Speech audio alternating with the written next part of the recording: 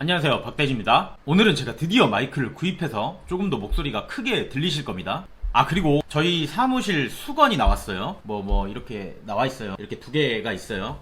검정색이랑 하얀색 이렇게 두 개. 그 영상 하단에 댓글을 달아주시기만 하면 제가 해당 주소지로 이 수건을 보내드리도록 하겠습니다. 제가 정성스럽게 이거 한 장이에요. 이거는 한 장을 이렇게 포함해가지고 그 색깔은 랜덤입니다. 저 명함을 이렇게 붙여서 이거를 제가 정성스럽게 소포로 보내드리도록 하겠습니다. 댓글에 아무 내용이나 다시면 돼요. 박돼지 돼지새끼. 본론으로 들어가서 오늘은 7.10 주택시장 보완 대책과 관련된 얘기를 좀 해볼까 해요. 이거에 대해서 요즘 또 엄청나게 많은 질문을 제가 받고 있습니다. 실제로 오늘도 퇴근을 빨리 하려고 했는데 이거에 대해서 심도 있는 상담을 하다 보니까 좀 퇴근이 늦어져서 열받아서 오늘 또 영상을 찍게 되었습니다. 어쨌든 이 7.10 대책과 관련하여 모든 거를 설명드리기에는 제 재생 시간이 제한이 되어 있기 때문에 그 중에서 핵심적으로 많이 해주시는 질문들을 뽑아서 제가 그것들만 간략하게 설명을 드릴 겁니다. 오늘 제가 설명드린 이 질문들은 하도 많은 사람들이 질문을 해서 행정안전부에서도 보도 자료로 내놓은 겁니다. 마찬가지로 오늘도 블로그 원고를 제가 미리 올려놨어요. 링크를 걸어 두겠습니다. 그걸 보시고 영상을 들으시는 게 훨씬 편하실 겁니다. 자, 바로 본론으로 들어가서 첫 번째 1세대의 범위, 이거 질문 많이 하십니다. 자, 1세대라는 게 뭐냐면 우리가 주민등록 등본 한 번씩 떼보셨을 겁니다. 여기에 기재되어 있는 가족 구성원을 말하는 거예요.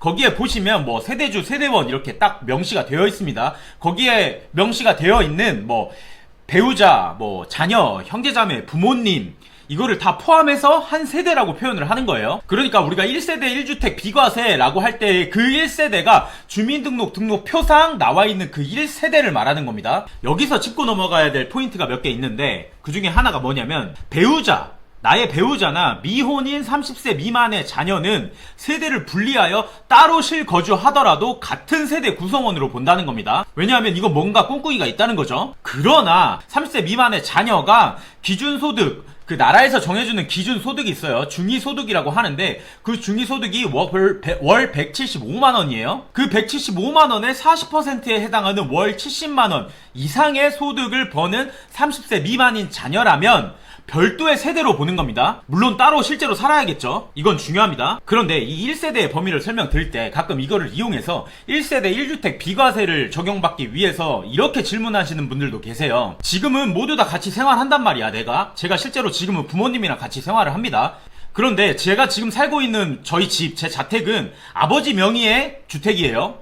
그런데 제가 주택을 또 구입할 수가 있습니다. 그러면 아버지 명의로 주택이 1주택이 되고 제 명의로 주택이 1주택이 돼서 아버지와 저는 같은 세대이지만 각각 주택을 갖고 있기 때문에 한 세대 2주택이 되겠죠. 자, 이러면 1세대 1주택 비과세 혜택을 적용받지 못하는 겁니다. 그래서까지 찍고 그분의 호출이 갑자기 와서 어제 저녁 9시경에 영상을 찍고 있었는데 갑자기 코스트코를 가자고 해서 다녀올 수밖에 없었습니다. 그래서 지금 다음날이 됐어요. 이렇게 따라가면 좋은 것도 있습니다. 이렇게 옷도 사줍니다. 옷도 샀어요. 코스트코에서 샀어요. 라지. 이쁘죠? 코스트코에서 산 겁니다. 안에 이 내피가 있어가지고 가을에 늦가을까지 입을 수 있을 것 같아요. 죄송합니다. 그리고 미용실도 갔다 왔어요. 이렇게 된 바에는 어제 저녁부터 오늘까지 또 어떤 얘기를 전달해드릴까 생각을 해봤는데 아싸리 1, 2부로 나누는 게 나을 것 같아요. 아싸리 말고 아예 이런 거 고추장스러운 거 풀고 팔 걷어붙이고 본격적으로다가 한번 가보겠습니다. 자, 어디까지 얘기했냐면 어제 아버지로부터 제가 세대주를 독립하여 별개로 생활한다고 하면 아버지도 1주택 그리고 제가 별개 나와서 살아서 저도 1주택 주택을 구입할 수 있다고 가정을 했습니다. 자, 그러면 아버지도 1세대 1주택이고 저도 1세대 1주택이 되는 겁니다. 그래서 아싸라비아 1세대 1주택 비과세 혜택 적용받을 수 있겠구나. 아버지도 나도. 자, 이렇게 생각하면 큰 코 다치는 겁니다. 왜냐하면 우리는 지금 세법을 말하고 있잖아. 그러니까 취득세, 양도세의 측면에서만 바라봐야 된다고. 근데 우리나라 세법에서 취득세, 양도세에서 세대를 분리하여 생활한다는 거는 단순히 주민등록 등본에서 세대원이 별도로 세대주로 등록된다라는 그런 형식적인 걸 따지는 게 아닙니다. 실제 주소를 이전하여 생계를 달리하고 있어야 된다는 말이죠. 아까 중요하다고 말씀드렸어요. 자, 그러면 이렇게 질문하십니다.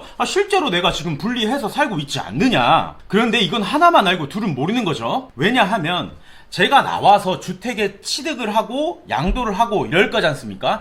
그 취득일이나 양도일에 임박하여 세대를 분리한다면 과세관청은 이거 바로 의심해버립니다. 왜냐하면 지금 1세대 1주택 비과세 혜택 적용 받으려고 지금 짱구 굴리는 거 아니냐.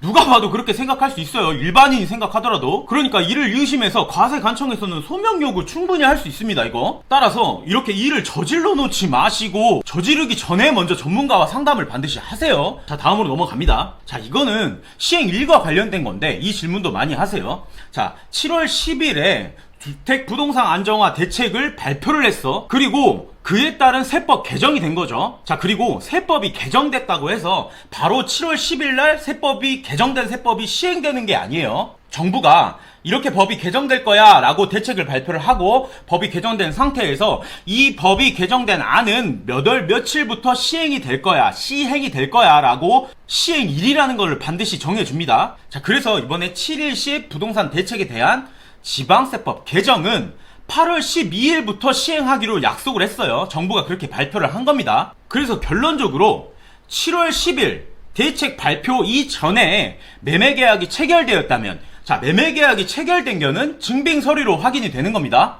예를 들어 우리가 부동산 대책을 할 때 잔금까지, 그러니까 부동산 매매 가격을 전부 다 주고 사는 사람은 없죠. 보통 계약일에 계약금 정도를 입금을 합니다. 그래서 발표일 포함해서 7월 10일 포함해서 7월 10일 이전에 우리가 계약금을 지급했다라는 거래 내역 또는 분양 계약서 또는 부동산 실거래가 신고 자료 등을 갖추고 있으면 이 개정된 법 시행일 8월 12일 이후에 잔금을 치렀더라도 개정된 중과세 취득세율이 적용되는 게 아니라 종전세율을 그대로 적용해주는 겁니다. 자, 중요한 거는 7월 10일까지 포함해서 7월 10일 이전에 계약이 시행되었다는 게 중요한 겁니다. 자, 여기서 취득일이라는 거는 잔금을 지급하는 날 또는 등기소 가서 그 부동산에 대한 등기를 하는 날, 두 개 중에 빠른 날로 합니다. 이 둘 중에 빠른 날이 8월 12일 이후라고 하더라도 7월 11일 이전에 계약이 시행되었기만 하면, 착수되었기만 하면 종전세율을 적용받게 해주겠다는 거예요. 자, 다음 질문. 분양권 및 입주권도 주택수를 산정할 때 포함되냐는 것이죠. 결론부터 말하자면 입주권과 분양권은 주택 가격과 관계없이 무조건 주택수 산정에 포함되는 겁니다. 자, 왜냐하면 준공 이전이라도 분양권이나 입주권을 내가 보유하고 있으면 내가 앞으로 주택을 취득할 것이 100% 확실하니까, 그러니까 주택수의 산정에 포함을 하는 겁니다. 자, 이와 반대되는 개념으로 오피스텔도 많이 물어보세요. 오피스텔이 아직 세법상 좀 정립이 확실하게 되지 않아서 해석이 여러 가지가 있어요. 이걸 다 오피스텔에 대해서 설명드리기에는 너무 복잡합니다, 지금은. 어쨌든 오피스텔 분양권을 내가 받았다. 그러면 이 오피스텔 분양권도 주택수 산정에 일반 분양권, 아파트 분양권이나 입주권과 동일하게 주택수 산정에 포함되냐? 그거는 오피스텔의 특성을 좀 알아야 됩니다. 오피스텔은 두 가지 용도로 사용할 수 있어요. 다들 아시겠지만 주거용이나 상업용. 그런데 오피스텔의 분양권을 내가 취득한 것만으로 내가 이 오피스텔을 상업용으로 향후에 사용할지 주거용으로 사용할지 그건 아직 그 시점에서는 모른단 말이야. 그러니까 사용하고 있는 오피스텔 아니고 오피스텔 분양권은 아직 상업용인지 주거용인지 확정되지 않았으므로 주택수에 포함하지 않는 겁니다. 오피스텔 분양권은. 자, 이것 관련해서 여쭤보시는 것 중에 하나가 이번에 전세대출에 대한 규제를 하겠다고 같이 발표를 했어요. 그 전세대출의 기준이 되는 주택수에는, 자, 잘 따라오셔야 됩니다. 그 전세대출에서 주택수를 산정하는 방법이 있어요. 전세대출에 당신이 주택을 얼마나 보유하고 있느냐를 계산할 때는 분양권이나 입주권이나 그리고 주택으로 사용하지 않는 오피스텔은 주택수에 포함하지 않는 걸로 결정이 됐어요. 자, 오피스텔이 주택수에 포함되는지에 대해서 이 다음 질문으로 제가 좀 설명을 드리겠습니다. 자, 분양권이나 입주권이 주택수에 포함이 되는지 안 되는지를 봤어요. 그러면 분양권이나 입주권이 중과세 대상인지를 알아볼 거예요. 자, 결론부터 분양권이나 입주권 자체, 그 권리 자체가 중과세, 취득세, 중과세 대상은 아닙니다. 우리나라 세법은 어떤 물건을 취득할 때 취득세를 매기는 물건에 대해서 사실상 실질주의라고 표현을 하고 있지만 대부분 열거를 해놨습니다. 그 열거된 것 중에 분양권이나 입주권은 없어요. 그 이유는 뭐냐면 분양권이나 입주권이 나의 권리인 거는 맞지만 실질이 아니라는 거기 때문입니다. 우리 눈앞에 보이는 아파트가 아직 준공이 되지 않았기 때문이죠. 따라서 분양권이나 입주권을 득했다고 취득세를 바로 납부하는 게 아니라 준공이 된 다음에 실제로 주택을 취득하는 시점에 주택은 취득세 과세 대상으로 열거되어 있는 겁니다. 주택을 실제로 취득하는 시점에 중과세가 부과된다는 거죠. 그래서 분양권이나 입주권을 취득하는 당시에 중과세가 되냐는 말은 틀린 말이고, 분양권이나 입주권을 득하고 그 다음에 준공이 된 다음에 실제 내가 거기서 살 때, 그 주택에 들어가서 입주할 때 주택을 득하겠죠. 그때 그 주택에 대해서 취득세가 과세가 되는 겁니다. 물론 중과세가 되겠죠, 경우에 따라서는. 다만 앞서 말씀드렸듯이 주택 수를 산정할 때는 내가 분양권이나 입주권을 보유하고 있으면 그 주택을 득할 것이라는 게 충분히 예상되기 때문에 주택 수 산정에는 포함된다라는 겁니다.